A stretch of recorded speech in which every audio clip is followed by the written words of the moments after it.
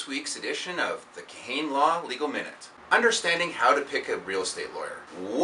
First thing you got to remember, make sure they're a real estate lawyer. If you have a lawyer who specializes in family law or criminal law, but doesn't have the expertise of dealing with real estate files, you might run into some troubles. That's something you want to look into. 2, if you're concerned about price, and most people are, make sure you get a cost for you that's going to include all the disbursements and all the other charges. It's not so hard to figure out on a real estate file, and your lawyer should be able to tell you what your final bill is going to be before you even retain them. So if you're interested in knowing what you're paying in advance, do that right at the beginning. 3, how long does it take your lawyer to get back to you? A complaint that the Law Society gets on numerous occasions is that lawyers don't return their clients' phone calls in a timely manner.